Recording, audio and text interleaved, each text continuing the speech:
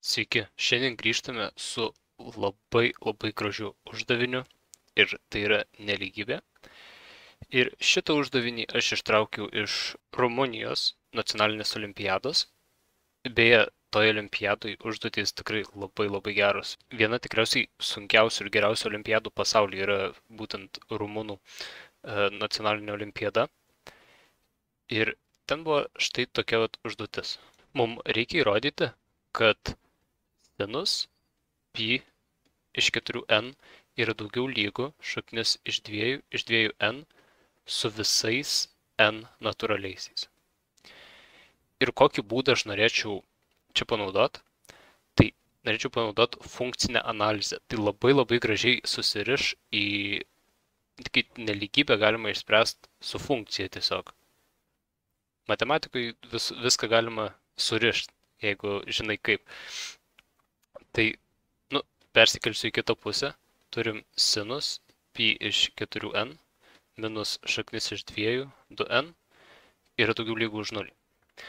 Nesunku įsitikinti, kad su n lygų 1, šitas dalykas bus tiesiog lygus 0. Tai mums reikia dabar tiesiog įrodyti su n 2, 3 ir taip toliau. Ir kaip dabar aš tai norėčiau padaryti? Natūraliųjų skaičių aibė, tai labai didelė aibė. Tai bus labai sunku kažką bendro išsivesti, kai turim tiek daug skaičių. Tai turim labai didelę ribą. Tai ką galima padaryti? Pastebėkit, kad 1 padalinta iš n, kai n yra po tokioj aibei, nuo 2 iki ten begalybės, jisai bus tarp vieneto ir 0. Su visais šitais n, jisai bus tarp 0 ir vieneto. Tai, sakykim, pasiemam funkciją f nuo t, įvedam naują sinus pi t iš 4 minus šaknis iš 2t padalinta iš 2. Ir kas dabar yra įdomaus, kad tas mūsų t, šita funkcija, galios nuo 1 iki 0. Mes galim pasidaryti iš karto ribą tarp 0, nuo 0 iki 1. Ir kadangi šita funkcija jau yra grinai t, o čia t gali būti bet koks realusis, tai galim netgi taip kol kas padaryti. Galim uždėti kol kas lygybės. Ir nekreip dėmesio į tą 1 padalintą iš n, kad nebūtų su 0 problemų. Ir ką mums dabar reikės padaryti, tai mums reikia įsiaiškinti, kaip šita funkcija, kaip jinai elgiasi. Kaip jinai elgiasi, kitaip sakant, dar kur yra jos maksimumas, nes jeigu mes, arba minimumas, jeigu mes sužinosim, kur jos yra minimumas, štai šitam intervale, tada automatiškai pakeitę t į 1 iš n, mes žinosim visas kitas reikšmės, ar jos bus virš 0, ar nebus. Tai su tokiu įrodymu. Paimam pradžiai pirmą išvestinę. Tai gausim pi iš 4 kosinus pi t iš 4 minus šaknis iš 2 iš 2. Na ir galim paimti dar antrą išvestinę, tam, kad tiesiog dingtų štai šitas.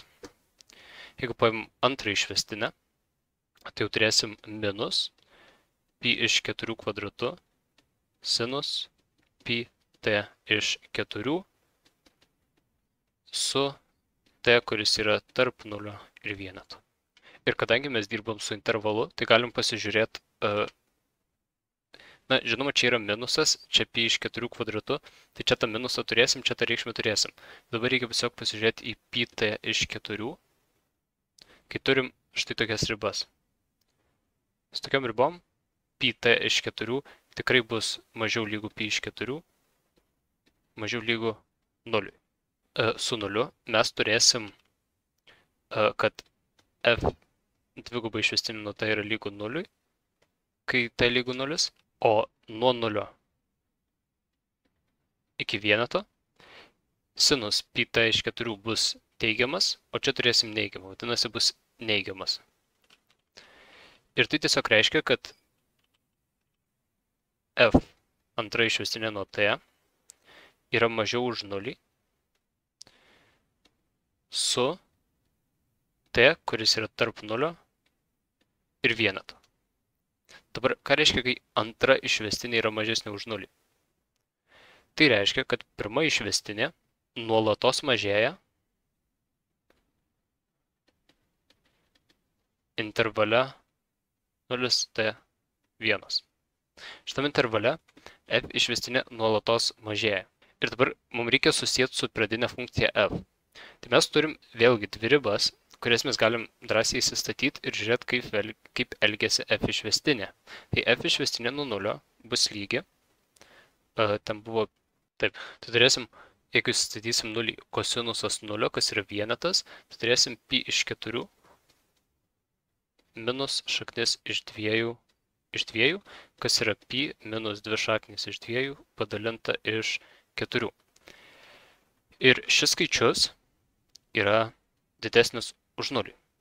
Dėl to, nes 2 padauginta iš šaknies iš 2 yra kažkur 2,8, o pi 3,14. Dabar kaip elgiasi su f išvestinė nuo 1? Tai turėsim pi iš 4 ir tada sinusą pi iš 4, kas yra šaknis iš 2 minus šaknis iš 2. Ir jeigu šaknis iš 2 įsitrauks prie skliaustus, pi iš 4 turėsim minus 1.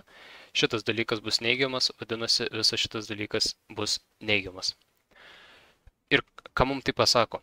Tai reiškia, kad šitam intervale nuo 0 iki 1 išvestinė didėja, tada kažkokiam taške yra maksimumas ir tada mažėja. Nes matom, su f išvestinė nuo 1 jinai mažėja, su f nuo 0 jinai didėja. Vadinasi, kad kažkur tarp 0 ir 1 yra taškas t max. Kitaip sakant, maksimumas. Tai reiškia, kad mūsų originali funkcija f jinai didės nuo 0 iki t max ir jinai mažės nuo t max iki vieneto. Ir čia laužtiniai turėtų būti. Tai dabar pagalvom, jeigu šita funkcija jinai didėja ir tada mažėja, čia kažkur yra tas t max, tai šitos funkcijos mums reikia rasti minimumo tašką. Dėl to, nes mes rasim minimumą, tai reiškia, kad visos kitos reikšmės bus virš to minimumo. Ir matom, kad didėja nuo 0 iki t max, vadinasi, mums reikėtų f nuo 0 pasiskaičiuoti. Ir mums reikėtų pasiskaičiuoti f nuo 1. Tai dabar žiūrim atgal į funkciją ir statomės 0 ir 1. Jeigu įsistatysim 0, turėsim 0 minus 0 tai 0. Jei įsistatysim 1, turėsim sinus pi iš 4, kas yra šaknis iš 2, minus šaknis iš 2 tai 0. Vadinasi, tiek f nuo 0, tiek f nuo 1 yra tiesiog lygu 0. O kitaip sakant, funkcijos f minimumas intervale nuo 0 iki 1 yra 0. Ką tai taip pat sako? Kad intervale nuo 0 iki 1 f nuo t yra daugiau lygu 0. Intervale nuo 0 iki 1. Ir prisiminkit, ką pradžioj sakėm su t ir n. Tai kad mes į t įspaudėm štai šitus skaičius. Pasirinkom tokią ribą t ir įspaudėm n priklauso 2, 3. Vadinasi, su visais šitais n, kad šitas t veikia su visais tais n. Kaip galima parašyti, kad f nuo 1 iš n yra daugiau už 0 su visais n priklauso 2, 3, 4, taip toliau. O su n lygu 1, f nuo 1 iš n yra lygu 0. Ir tokiu būdu mes dabar įrodėm, kad sinus pi iš 4n minus šaknis iš 2n yra daugiau lygu už 0 su visais n natūraliaisiais. Tai reiškia, kad pradinė nelygybė yra įrodyta.